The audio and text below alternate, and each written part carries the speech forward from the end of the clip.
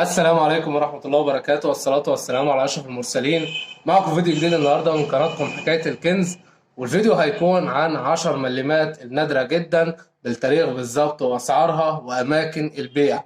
قبل ما نبدأ الفيديو بتاعنا لسه ما اشتركش في القناة ينزل دلوقتي يشترك ويفعل زر الجرس على الكل عشان يوصل لكم كل الفيديوهات الجديدة ولايكات بقى. ويلا بينا نبدأ الفيديو بتاعنا سريعا بعد الانترو.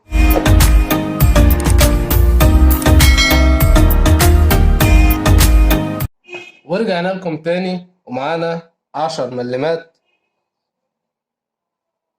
الصقر دي لسنة 1972، ومعظم الناس معاه نفس العملة دي ومعاها كميات كبيرة. طيب الناس اللي معاها عملات ألمونيوم كتيرة تحاول ما تبيعهاش كده وخلاص.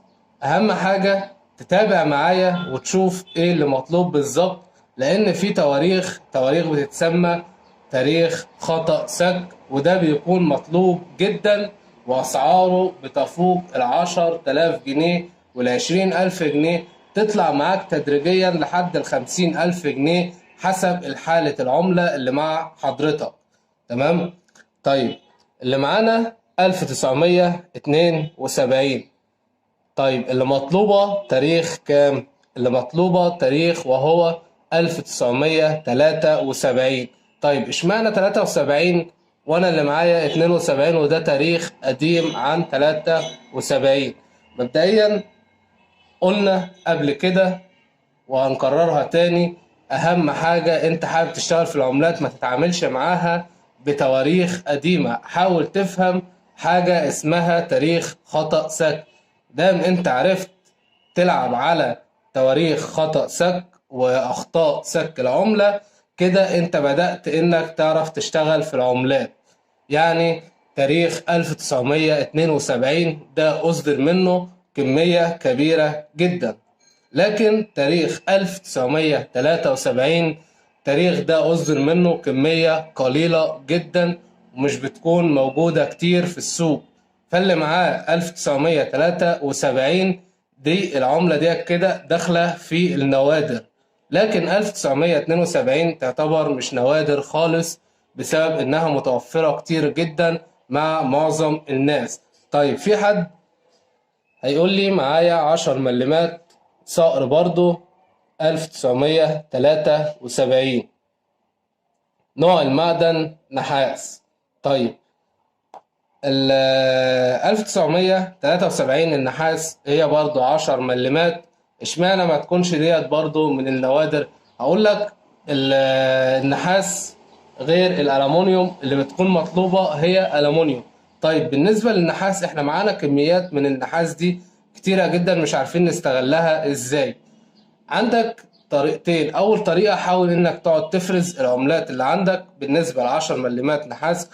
اذا لقيت تاريخ 1980 10 ملمات الصقر ديت برضو تعتبر من النوادر، وسعرها تروح معاك لحد 50,000 جنيه مصري حسب برضو الحالة اللي مع حضرتك.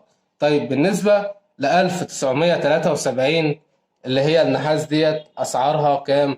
سعر ال10 ملمات النحاس اللي هي الصقر ديت يعني يعتبر سعرها حاليا مالوش سعر ثابت. يعني في ناس تباع مثلا ب2 3 جنيه 5 جنيه، اللي بيشتريها اللي هو الهاوي اللي حابب يحتفظ بالعملة عنده. تمام. الكل يركز على العملات اللي عنده ومحدش يبيع العملات كده بالكيلو قبل ما يفرزها، لان انت هتبيع العملات اللي عندك بالكيلو هتيجي تكتشف بعد ما تبيع العملات ان كان عندك عملة من النوادر. حاول تفرز تطلع الألمونيوم لوحديهم والنحاس لوحديهم وتقعد تفرز الحاجات دي وتتابع معايا على القناة وتشوف ايه النوادر اللي بنزلها واسعارها كام. ال10 ملمات بتكون زي دي صقر اهي، نوع المعدن ألمونيوم وعليها حروف كده على الإطار. تمام. 10 ملمات بتكون نفس الشكل ده كده بالظبط، بس بدل 1972 بتكون 1973. طيب سعر العملة ديت بيتراوح من كام لكام؟ معاك العملة نظيفة والصقر واضح والكتابة واضحة، دي بتتراوح معاك لحد 30 ولا 40 ألف جنيه مصري. طيب معانا الحالة مثلا الكتابة مش واضحة بسيط، الصقر مش واضح برضو بسيط، ديت هتبدأ معاك سعرها يعني مثلا ايه، في حالات تعمل 5000، في حالات تعمل 10000، في حالات تعمل 20000. محدش يقول مثلا ايه انا معايا العملة هي ده سعرها هيجيب على طول ال30 ولا 40 ألف جنيه. لا يا باشا، في حاجة اسمها حالة العملة. انت معاك العملة حاول تحافظ على الحالة بتاعتها، بحيث ان لما تيجي مثلا تبيع العملة تعرف تمسك فيها قرش كويس. تمام. اللي معاه العملة يحافظ عليها، ما يرميهاش وسط عملات كده وخلاص.